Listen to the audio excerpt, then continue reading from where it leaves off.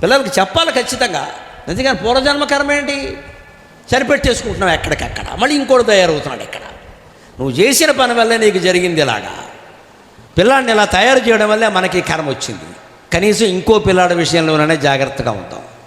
మైనర్లకు బండి ఇచ్చేస్తున్నారు ఈవేళ, 16 ఏళ్ళలో బండి ఇచ్చేస్తారు, కార్లు ఇచ్చేస్తున్నారు. వీళ్ళ వల్ల వాళ్ళకి ప్రమాదం కాదండి, వార్తలు చూస్తున్న మార్నింగ్ వాక్ చేసే వాళ్ళకి ప్రమాదంగా ఉందండి. హైదరాబాద్లో అయితే వీడిగా 16 ఏళ్ళు వీడు కారు నడుపుతాడు, స్పీడ్ పెంచేస్తాడు. ఎందుకంటే వాడు పుట్టినరోజే పోవాలని వాడికి సరదా, పెంచేశాడు. వెళ్ళి ఎవరిని గుర్తించాడు, మార్నింగ్ వాక్ చేసి ఆడాళ్ళని గుర్తించాడు. ఎంత పాపం అండి, వాళ్ళేం పాపం చేశారు? వాళ్ళేదో కాస్త పొద్దున్నే ఆరోగ్యం కోసం వాళ్ళు నడుస్తుంటే వాళ్ళని చంపేస్తున్నారు. ఏ పూర్వజన్మ దీనికి కారణం అండి? అన్నిటికీ పూర్వజన్మ కర్మ అంటారు. ఇప్పుడు భగవద్గీతలో ఎక్కడ పూర్వజన్మ కర్మ అనే మాట అసలు వాడాల. 18 అధ్యాయాల్లో భగవంతుడు ఎక్కడ వాడాడు? నువ్వేం చేస్తున్నావో ఆలోచించుకో. ప్రస్తుత కర్మ చూడు, ఏం చేస్తున్నావో ఆలోచించు.